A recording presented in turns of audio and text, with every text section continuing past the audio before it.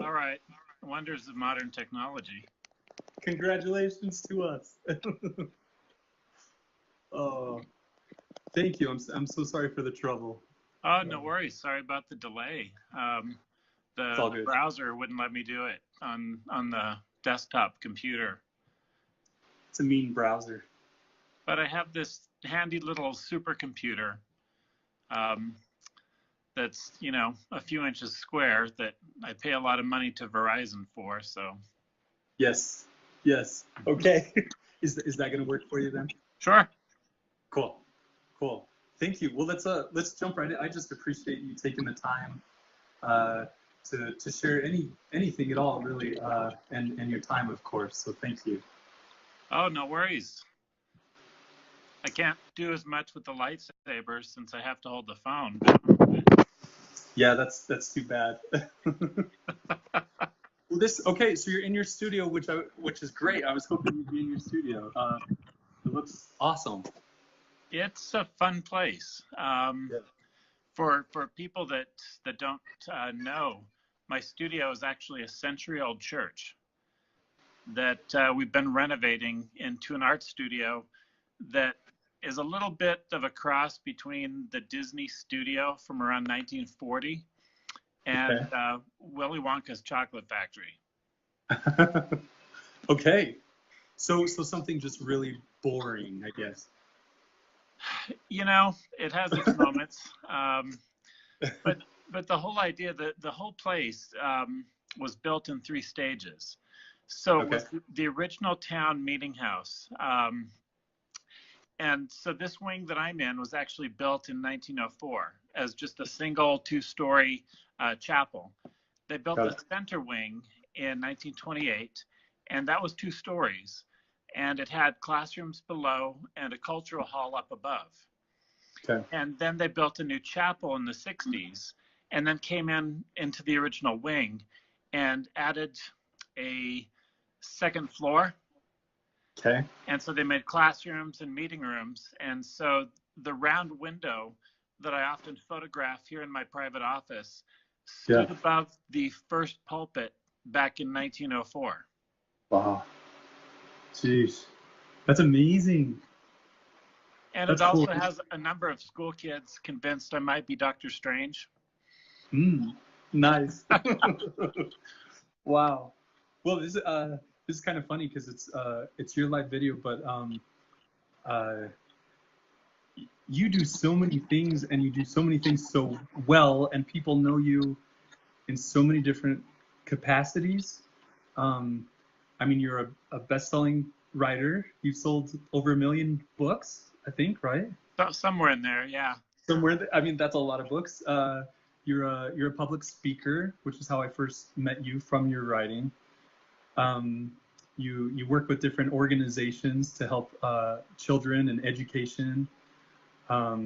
You do a lot of things. Superman, Ray Bradbury, everything is Signal. I mean, there's just so much. Do you mind just saying a few things about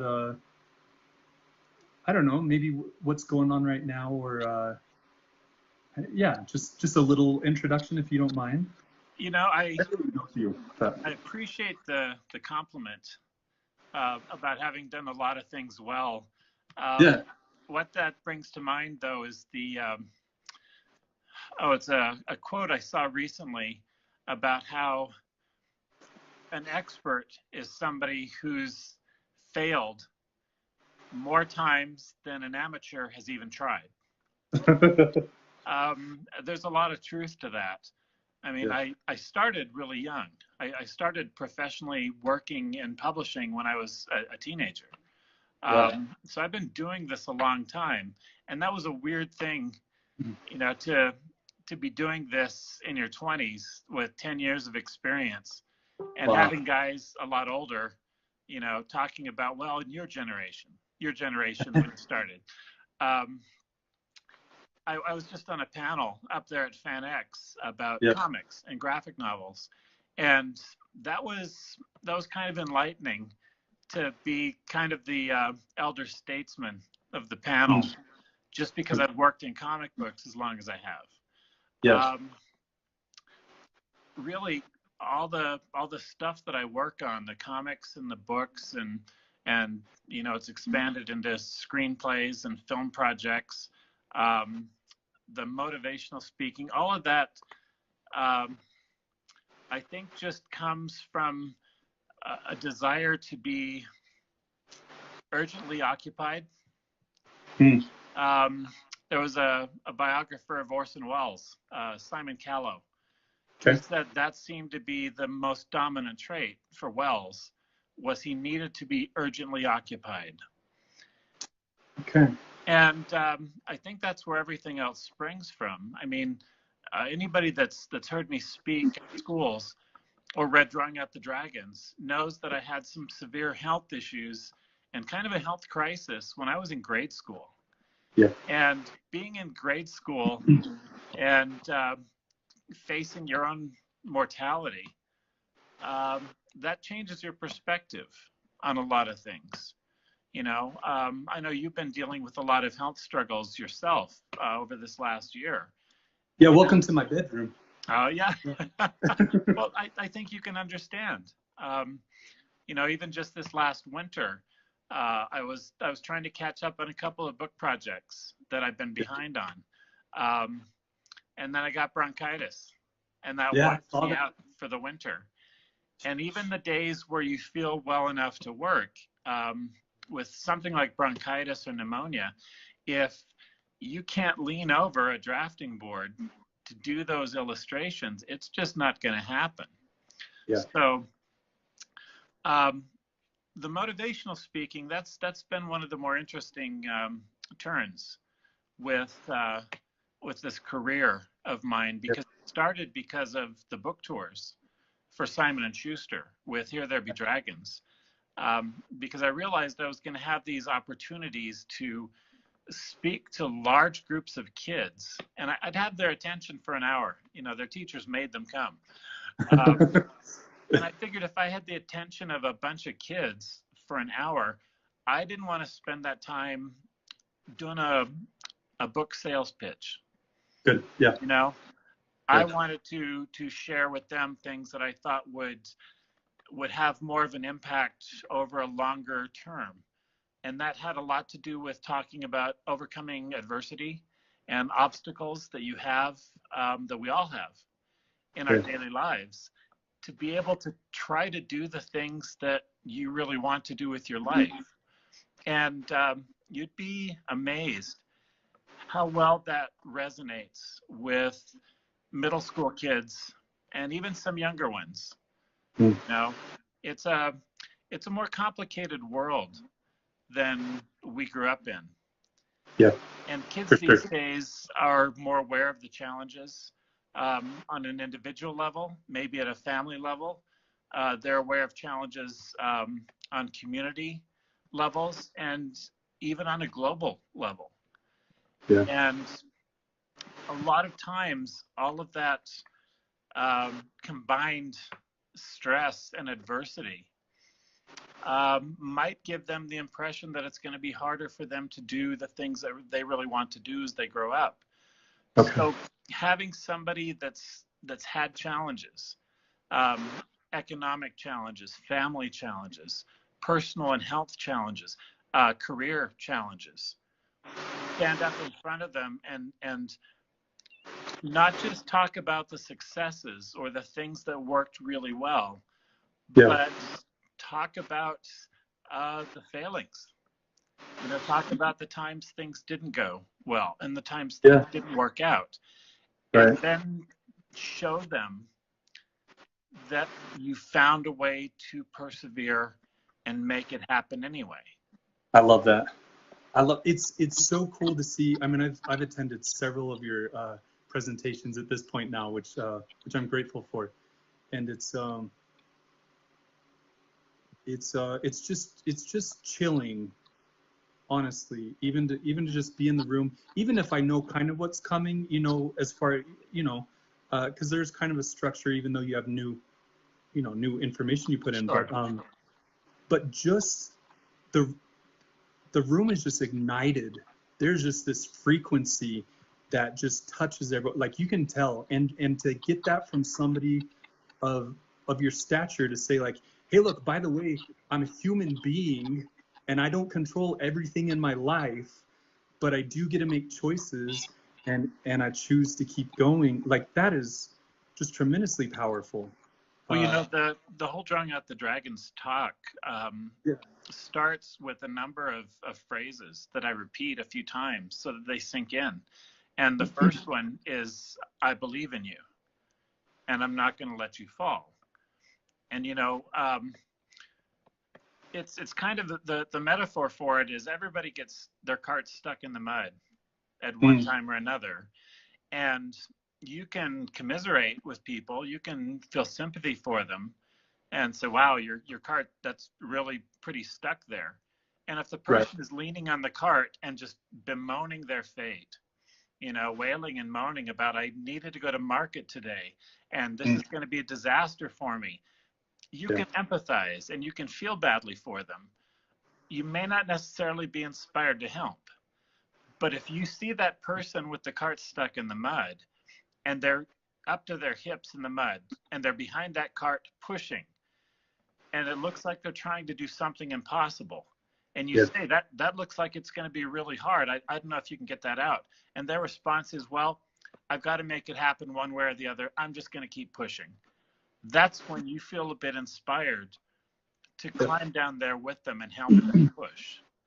And I think you know, extending that sort of offer to people who are clearly trying their best to make things work encourages people to step out of their comfort zone and offer help where they might not have expected to find themselves doing it. I try to do that as much as I can because I understand. I understand these people trying to overcome these situations. I understand these people who have these hopes and dreams and are working so hard to try to make them come true. And you can feel when you reach down to pull somebody up, you can feel whether or not they're trying to rise or whether or not they're just going to be pulling you down with them. And maybe those people aren't ready for that kind of help. And it's okay to step back. It's okay to step away from that and let them figure those things out.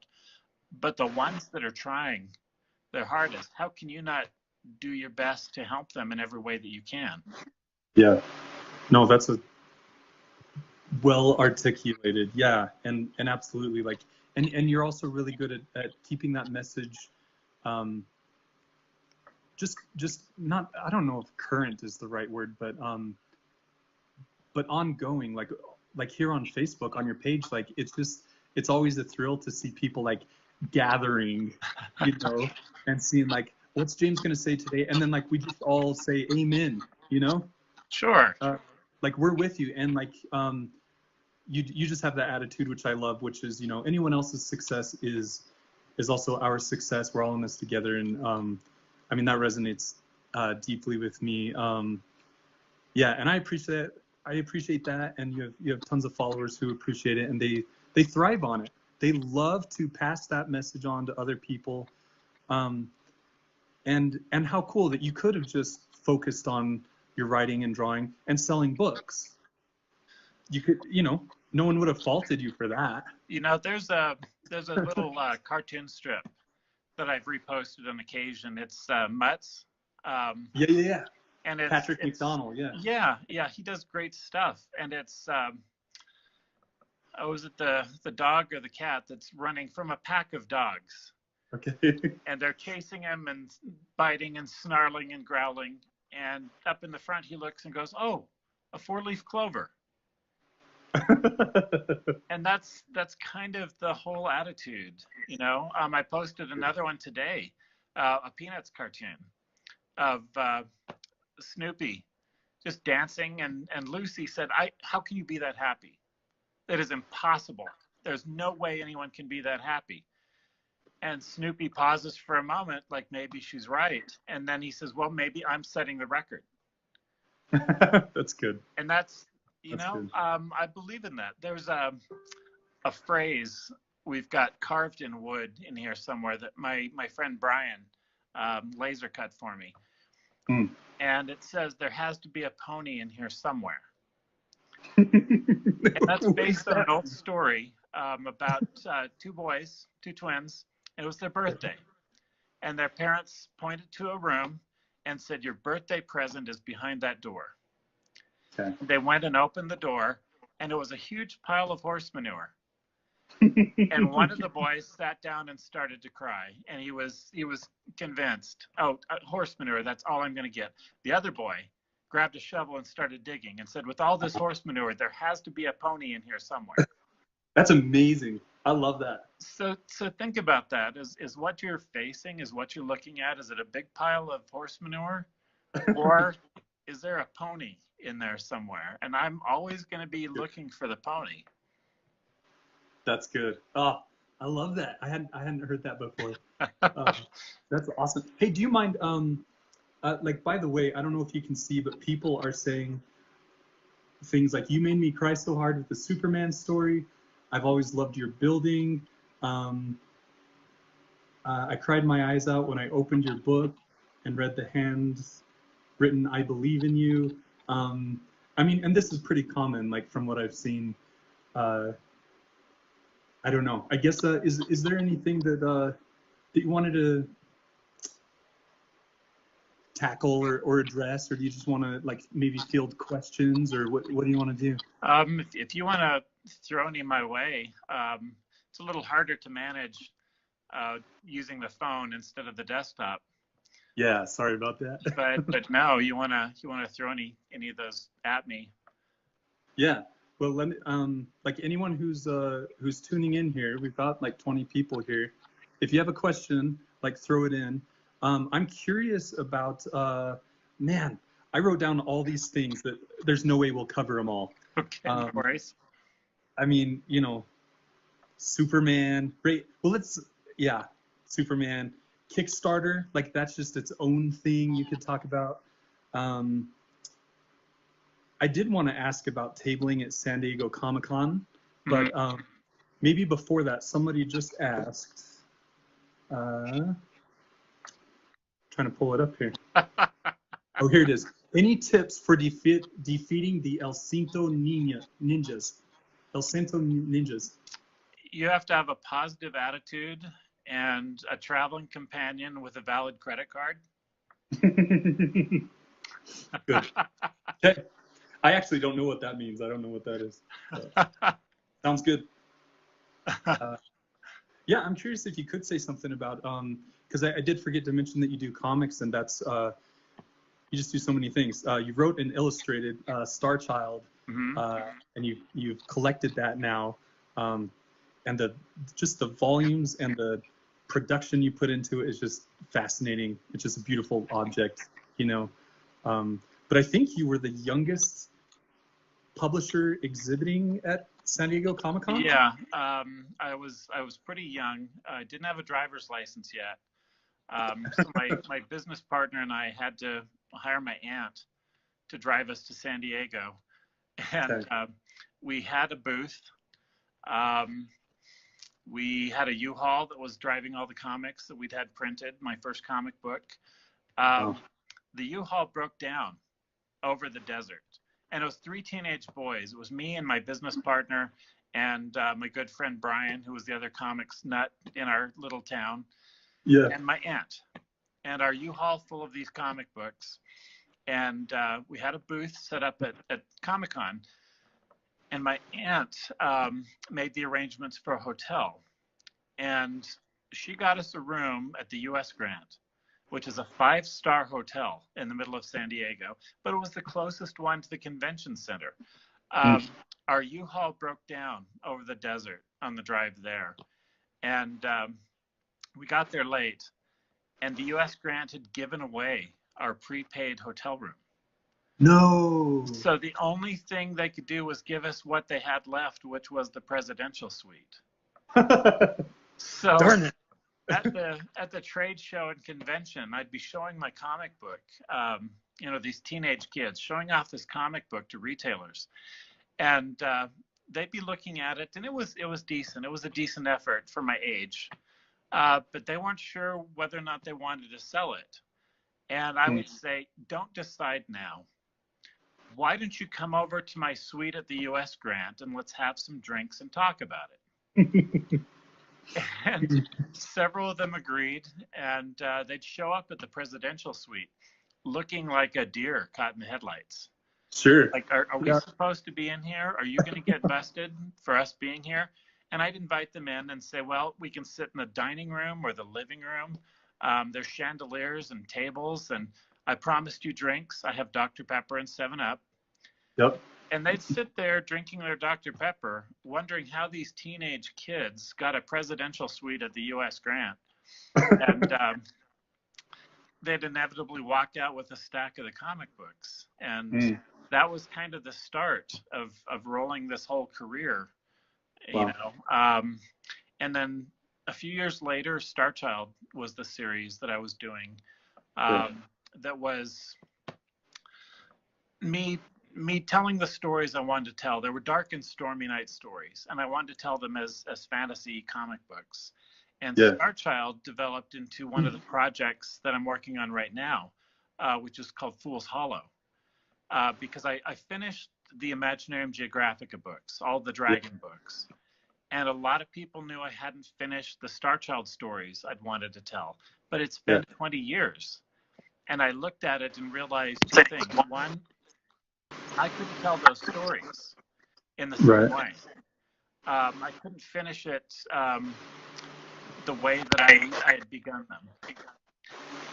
And so I needed to redo the stories as illustrated novels with my current skill set. But also there were things you can only do in comics, and those needed to be honored too. And doing 700 pages of comics, that needed to be respected. So we did a Kickstarter and raised money to do this huge leather-bound, hardcover, bells and whistles, spider-womping edition. And that way, that's going to be the perennial that we've got as a limited edition, but we're going to keep in print. Then I'm going to start with the Fool's Hollow books, hopefully sometime in this next year. Wow. And actually, at the moment, what I'm trying to get finished is the last 3 illustrations for the 8th Imaginarium Geographica book, which we did as a Kickstarter. And then I've had all sorts of setbacks and major health issues and personal issues over the last 2 years. But I'm finally back to healthy and finally back on level ground. And I only have 3 illustrations to finish to get that book done. And it's a standalone. It's a standalone book of interconnected short stories that are backstories of some of the characters. The longest one is basically a novella about Don Quixote. Nice. And how he got trapped in the Keep of Time in the Dragons. Cool. So there's dragon stories. There's stories about the main characters, the caretakers, Don Quixote. There's a historically accurate unicorn. That's pretty ugly. He's a homely fellow. Facing off against a demon who takes the shape of a frying pan. Wow. That's based on a real story. The villagers didn't want to actually get rid of the demon because he was a really great frying pan. It's a lot of stories I'd wanted to tell for some time. That sounds like some Eastern European folktale or something. Oh yeah, very much so. I've got illustrations of a griffin or a sphinx. Actually, it's a sphinx tangling with a biplane. Oh, rad. So, and the biplane was being flown by C.S. Lewis in World War I. And he had a white beagle in the back of the cockpit with him. That was the company mascot. Yeah. That's awesome. I'm putting all the fun stuff in it. That's amazing. Yeah, and I love everything that you do with the Inklings and all the adventures they go on and everything they find themselves involved in. Man, that's awesome. And your illustrations as well. I mean, everyone here has seen them, but like you can just pour over them. The detail and the line work and just all that cross hatching. Well, that was something where I earned a lot of forgiveness from my Kickstarter backers for this book being so late, because I'm letting them know what was going on, but also the ones I've posted, I've not been phoning it in. I wasn't going to do a bad job or just do the job just to push the book out. And there are 15 illustrations in this book, and I think they're the best I've ever done. I hang them on a wall as I'm doing the illustrations. Cool. You know what? We've got a phone. I'm going to walk over there. Yes. Cool. So I hang them on the wall as I'm doing the illustrations so that I can kind of gauge a quality level as I'm doing them. Okay. Oh, wow. So that's the ones there at the bottom. That's Don Quixote. Yeah. They've all turned out pretty well so far. The gaps up top are the ones I'm still finishing. Mm. Are these your 14? Sphinx and the biplane? Okay. That's awesome. How's that for fun? How big are those, James? 10 by 14. 10 by 14. 11 by 14. Okay, yeah. Yeah. Jeez. That's really cool to see. Thank you for sharing that. Let's see what else is in here. Yeah. Looking around. Oh, my Doctor Strange window. Yeah. With the light, you can't quite see the actual frames on the inside. Something about this window in particular is hugely important to me. I just posted today about my daughter, Sophie, being accepted to Grand Canyon University. Thank you. When I first moved in and started renovating this building, Sophie was perhaps 4 years old. And I picked her up and I stood her in that window. And she put her hands against the glass. And the handprints remained and are still there. What? So in the right light, you can actually see the handprints of this 4-year-old girl that no longer exists as a 4-year-old girl. So that's my ghost daughter who left those prints in this room. Man, that's incredible. Jeez. And there we go. Look at this place. That's the cover for the Dragon Knight. That's amazing. And a sculpture, that's Calliope Steam.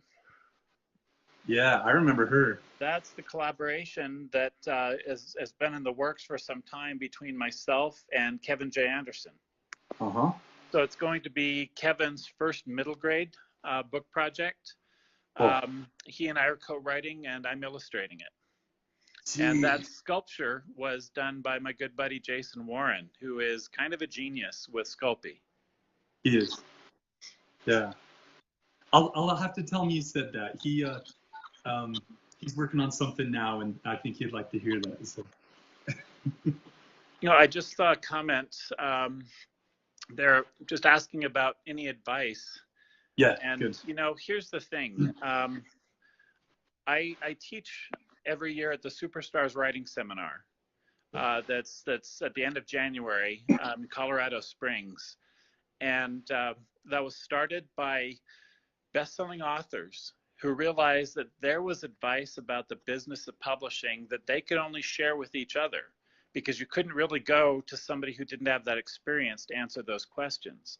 So Brandon Sanderson, Kevin J. Anderson, Rebecca Mesta, Dave Farland, and Eric Flint that came together and started this. And then they brought me in as a founder because of Drawing Out the Dragons. And we teach that on an annual basis because the publishing business is changing that rapidly. There's just too much about it. I mean, when I came into it with Here There Be Dragons, that was in 2006. The business changed dramatically between 2006 and 2009. Yeah. And it's changed more almost every year since then. Yeah.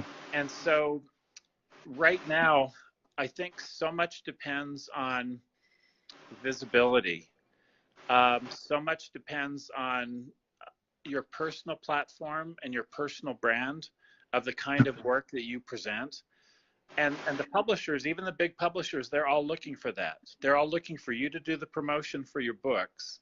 Yeah. For your footprint and how much reach do you have and how many followers do you have. And I'm now advocating people put the work out there as often as you can, in as many venues as you can, to build that awareness, to build that following. Because the Kickstarter I did for the first Drawing Out the Dragons book, we raised $11,000 to do a hardcover and a paperback out of 137 people. Jeez.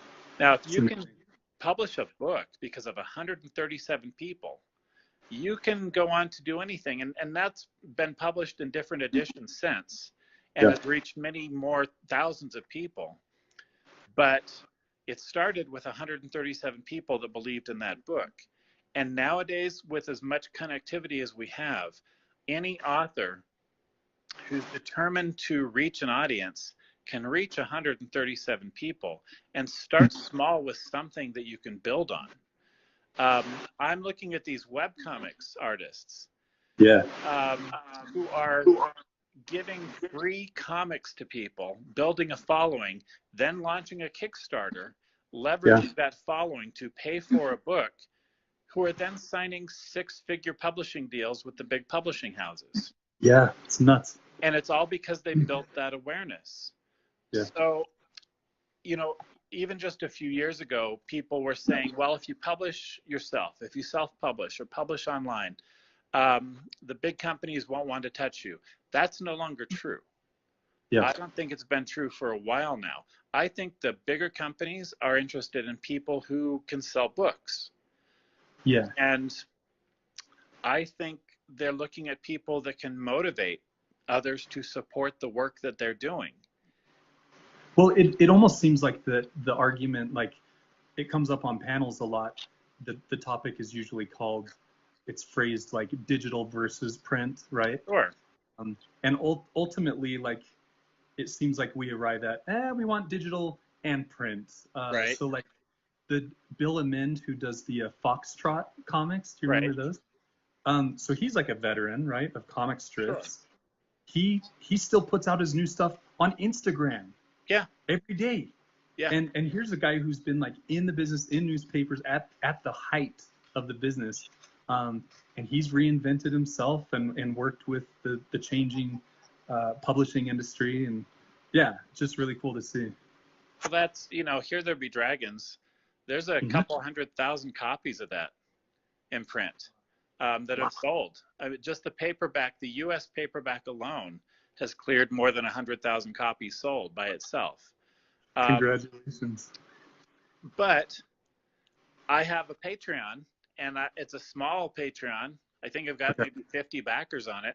But everybody that signs up on my Patreon gets free PDFs of a lot of my books. Some of them are the meditations books, like Drawing Out the Dragons. Some have been the coloring books. At the larger level, they get the 700-page PDF of the complete Star Child book.